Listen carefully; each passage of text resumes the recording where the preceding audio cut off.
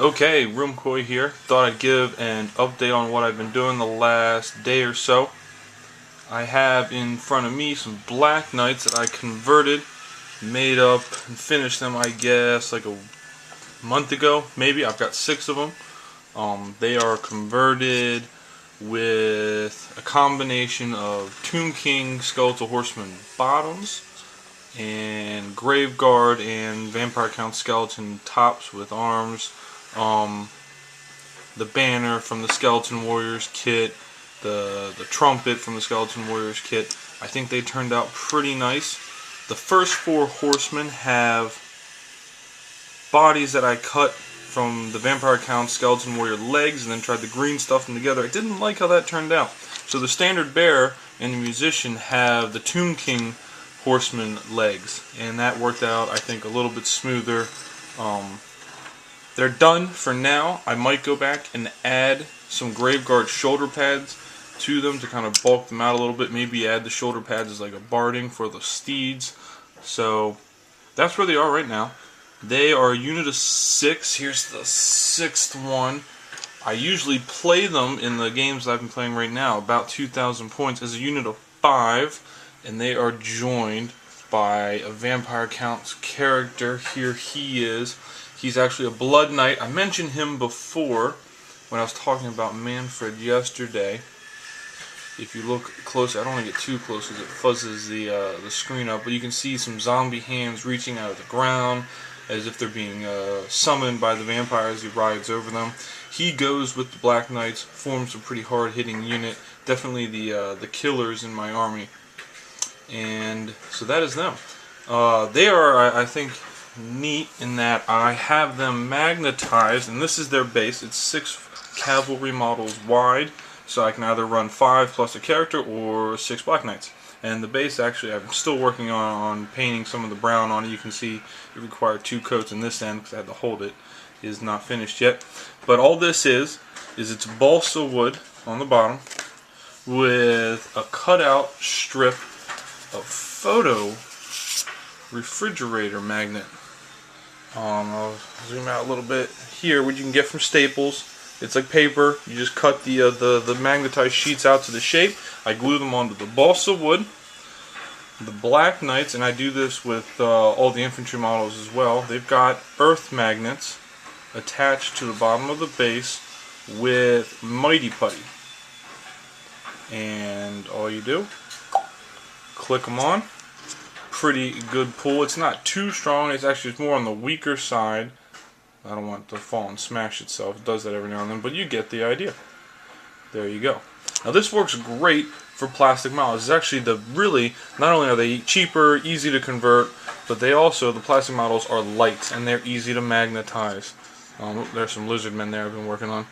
This guy, heavy, all metal, tall. He's got the odds stacked against him to be able to really magnetize him. So he's got 6 small earth magnets plus a bigger earth magnet, green stuffed onto the bottom, and he's still a little wobbly. That's just how heavy these things are. Which is kind of a cause for concern whenever I eventually decide to get Blood Knights, because I don't know how I'm going to keep them up on the magnetized basis. They might get the extra splurge and I'll buy some metal, put it on the bottom, and do the normal magnetized basing you see, which kind of has the plate on the bottom. So yeah, one of the interesting things about these models is that they are slot-based cavalry stands, which actually provides a little bit of an issue in that you have to green stuff it, because normally I don't necessarily green stuff the bottom of put Mighty Putty on the bottom of those stands. For example, Manfred, here he is again. Did some stuff on the base, nothing significant, but for his base, just the way that it's set up, it's not a slot base, I was able to just glue the magnets right on. And I think this is actually the optimal way of gluing the magnets onto the cavalry bases. Yes, they are a little raised, but it's so unnoticeable. And it actually gets a better pull. As you can see, there you go. Now he's still heavy enough that he's going to topple over if he wants to, but hey, it looks cool. He's going to stay on there. The small bumps aren't going to knock him over. So that's that. And here is just an infantry model. All of the infantry models in my army are like this. This is a ghoul. He just requires, oops, sorry, jerk there. He just requires one magnet on the base, slap them on there, and he'll actually, they're light enough, they stay upside down. So that is pretty cool. Maybe I will go through a step-by-step tutorial as to how I do that later on. And then some zombies that I'm still in the process of working on. Same thing.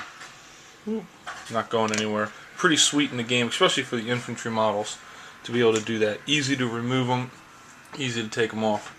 The zombies are the last major block of troops in this, the first wave of purchases for the Vampire Count's army. The army now is actually in the 2,500 points or better range. Manfred playing really adds, really bulks it up. The 3 Wraiths I have really bulk the army out. And here's a Banshee, 2 Wraiths. So the army's coming along. Very pleased with that. So what else did I do yesterday? Yesterday was a pretty freaking busy day. I started working on these lizard men. Now, these are just a really, I guess you'd call it a concept. I know what I want. I'm pretty sure how they're going to turn out. But here you go. I've started them. Nice and bright yellow. They're going to get a wash of sepia over that. They are super easy to paint. I've got a style that works for me and allows me to produce models very quickly. As you can tell, I'm still getting used to where to hold my hand so they can see it. These I could probably finish in the next couple hours if I wanted to, but I'm working on some other stuff. I'm just using them as a distraction. I consider myself a shotgun painter in that I kind of lay out a whole bunch of stuff and I, just kind of whittle away at everything, and it takes a little bit longer, but suddenly, at the end of the week, you've got a whole ton of stuff done. That's just the way I work. I also like to work with the big blobby colors first, like the flesh tones here, which are very easy to apply. The base is very easy to do, and I can do them across a whole range of minis, and then I'll go in and do the details in smaller units. So yeah, this is what I've been doing. Also, one last thing, and then I'll be done, as you kind of check out my office. I got this puppy for Christmas. Super excited about the Battlefoam pack 432 that I got for Christmas, and it came with the ability to order custom foam, which I placed yesterday, which I am super excited about because I have been carrying around my hoard of miniatures in Axis and Allies boxes, which is not the best way to do it. It's kind of annoying as hell. So this is huge. Only problem is I gotta wait maybe up to a month for the foam to come in, but when it does, hallelujah. Very excited about that. For now, I'm only gonna have this one bag. I know a lot of people out there have multiple bags. What I will do though is if my lizardmen come along, zoom back around over here, I will buy foam and just swap out the foam whichever army I want to take wherever I'm going. And then later, when lizardmen really come together, go ahead, drop the $50 on the pack. That way it's not one big chunk of money, because those things are a little expensive. So that is that. I hope you enjoyed this video. I'm going to try to get it up as soon as possible. It might go up in 2 segments, because it is long. But yeah, thank you very much. Peace.